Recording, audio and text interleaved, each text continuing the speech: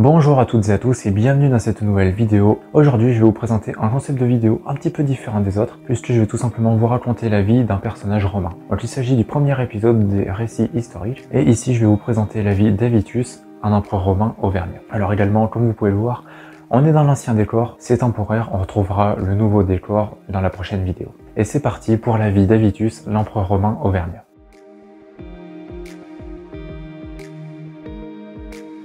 Epercus Avitus est né en 395 après Jésus-Christ en Auvergne. Il est donc gaulois, ou plutôt arverne, puisqu'il provient du peuple des Arvernes. Alors j'ai pas trouvé beaucoup d'infos par rapport à sa jeunesse, par rapport à sa vie lorsqu'il était jeune. Toutefois, on peut imaginer qu'il provient d'une famille de nobles en Auvergne et surtout qu'il a eu une assez bonne éducation. On se retrouve donc en 425 après Jésus-Christ. Donc Avitus a déjà une trentaine d'années.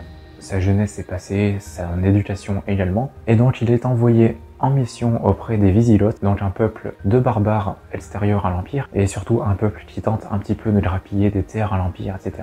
Et il est envoyé à leur côté afin de signer la paix entre les Romains et les Visigoths. Là-bas, il y rencontre le roi des Visigoths, donc Théodoric Ier, et il va se lier un petit peu d'amitié avec ce roi, et donc ils vont signer la paix. Également, comme les deux personnages s'entendent plutôt bien, Théodoric va proposer à Avitus de faire l'éducation de son fils Théodoric II. Avitus va accepter, et donc il deviendra une sorte de mentor pour Théodoric II. Suite à cela, Avitus va se lancer dans une carrière militaire et va faire plusieurs campagnes militaires aux côtés d'un général romain nommé Aetius. Toutes ces campagnes sont couronnées de succès, donc il devient un militaire romain assez important et assez gradé. Et en 437 après Jésus-Christ, il est nommé Magister Militum, donc c'est un grade assez important dans l'armée romaine, ça correspond à officier supérieur. Suite à cela, donc 2 ans après, en 439, il est nommé Praefectus Praetorio, donc c'est un petit peu le rôle de préfet actuellement. Alors Praefectus Praetorio, en fait c'est un rôle qui a un petit peu évolué. Durant le Haut Empire, c'était le chef de la garde prétorienne, et pendant le Bas Empire, eh bien c'était un petit peu une sorte de préfet, donc il avait tout simplement le rôle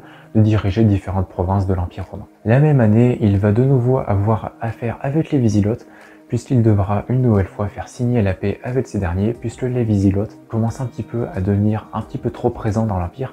Tout simplement, ils prennent possession de terres, ils mettent des sièges, notamment dans la ville de Narbo, donc l'actuelle ville de Narbonne, et donc Avitus doit mettre un terme à tout ça, et il va donc rencontrer une nouvelle fois Théodoric et lui proposer un traité de paix. Une nouvelle fois, c'est un succès, et la paix est de nouveau signée entre les Visigoths et les Romains. Suite à cela, Avitus va un petit peu disparaître, il va tout simplement rester vers chez lui pendant une bonne dizaine d'années, puisqu'on peut imaginer qu'il est un petit peu usé de toutes ces campagnes, toutes ces demandes, partir à l'autre bout du pays, etc.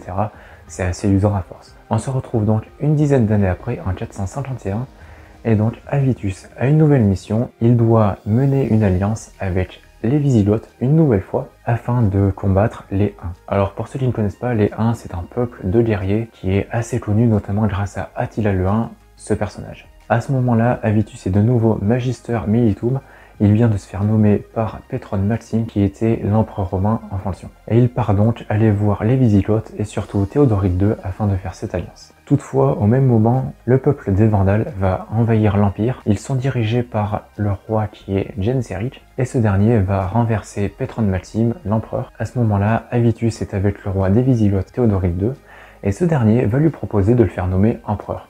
Avitus accepte évidemment et donc Théodoric II va faire une réunion des sénateurs gallo-romains et ces derniers vont accepter de faire nommer Avitus empereur romain d'Occident et donc il va devenir empereur romain. Alors pour ceux qui ne connaissent pas forcément cette partie de l'histoire, l'Empire romain est tout simplement divisé en deux parties. Donc il y a l'Empire d'Orient à l'est et l'Empire d'Occident à l'ouest. Et donc Avitus, lui, c'est l'empereur romain d'Occident. Ainsi, le 9 juillet 455, Avitus est nommé empereur et une fois qu'il est nommé empereur, il va directement se rendre en Pannonie, donc c'est l'Europe de l'Est actuelle. Et il va s'y rendre afin de faire un accord avec le peuple des Ostrogoths pour que ces derniers protègent les frontières nord de l'Empire. Une fois que cette mission est achevée, il retourne direction Rome et on est donc en septembre 455. Plusieurs mois vont s'écouler, donc c'est toujours un petit peu pareil, il n'y a pas forcément de grands événements qui vont se passer. Toutefois, il y a une chose qui attire un petit peu l'attention, c'est tout simplement que le peuple romain a du mal avec Avitus. Tout simplement, les Romains, ce sont des Romains. Et ils n'aiment pas forcément qu'un étranger, qu'un Gaulois soit à la place de l'empereur,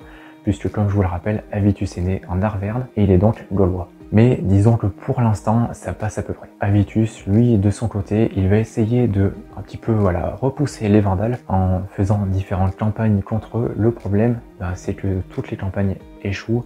Ils perdent des batailles. De leur côté, les Vandales vont piller des villes, vont piller plusieurs fois Rome. Et donc, ça commence à devenir un petit peu compliqué pour Avitus.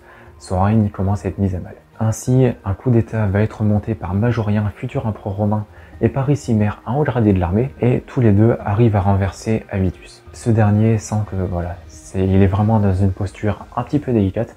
Il n'a plus d'argent, ce qui fait qu'il ne peut plus payer de soldats, il ne peut plus payer de gardes, il ne peut plus faire grand chose. Alors il décide de prendre la fuite et de se retrouver à Arles, donc une ville un petit peu alliée, et surtout une ville qui est en Gaule. Une fois arrivé là-bas, il va demander de l'aide à Théodoric II, donc le roi des Visigoths, avec qui il est plutôt ami. Le problème, c'est que Théodoric, à ce moment-là, est tout simplement en campagne et il ne lui répondra jamais, puisque il peut pas le faire tout simplement. Avitus se retrouve donc tout seul. Il réussit tout de même à réunir une poignée d'hommes, à monter sa petite armée et à repartir direction l'Italie afin de reprendre le pouvoir. Malheureusement pour lui, une bataille éclate à Plaisance, il la perd et il se fait faire prisonnier. Donc à ce moment-là, le Sénat lui propose de devenir évêque de Plaisance. Alors c'est un bon compromis puisque pour Avitus, ça lui permet de garder une fonction assez haute et de rester en vie surtout. Et pour le Sénat, c'est pas si mal, ça leur permet de garder Avitus sous le coude et surtout de le surveiller. Avitus accepte et il doit être fait évêque de Plaisance. Le problème, c'est que le Sénat finalement reconsidère sa proposition et refuse de lui donner le titre.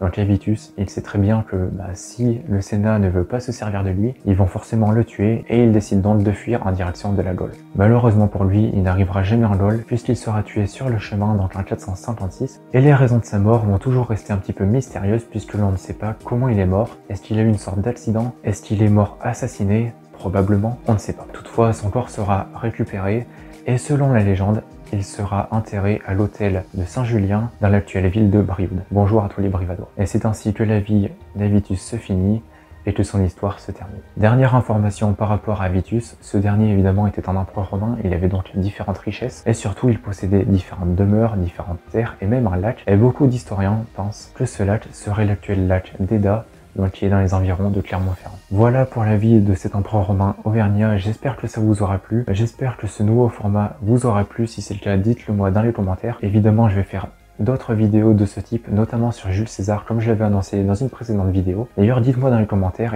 de quel personnage vous aimeriez que je parle, pas forcément romain, ça peut très bien être un roi de France, ça peut très bien être Attila le Hun par exemple. Voilà, dites-le moi dans les commentaires et puis peut-être que je ferai une vidéo à ce sujet. Comme d'habitude, vous retrouverez dans la description le lien vers mon site internet empiredesmonnaies.fr. Donc, si vous souhaitez en savoir un petit peu plus sur l'Empire romain, si vous souhaitez acquérir une monnaie, donc un objet provenant directement de l'Empire romain, allez y faire un tour. Si cette vidéo vous a plu, comme d'habitude, n'oubliez pas de lâcher un pouce bleu, moi ça me soutient énormément et ça me montre que la vidéo vous a plu. Évidemment, n'oubliez pas de vous abonner et d'activer la cloche des notifications, c'est vraiment très important. Et puis n'oubliez pas de partager cette vidéo, c'est vraiment le meilleur moyen que vous ayez pour m'aider à faire grandir cette chaîne YouTube le plus rapidement possible. Merci beaucoup d'avoir regardé cette vidéo. Si vous êtes encore là, marquez le mot Avitus dans les commentaires et comme ça moi je saurai qu'il reste jusqu'à la fin. Comme d'habitude, je vous souhaite une bonne journée ou une bonne soirée et puis à bientôt dans une prochaine vidéo. Allez, salut.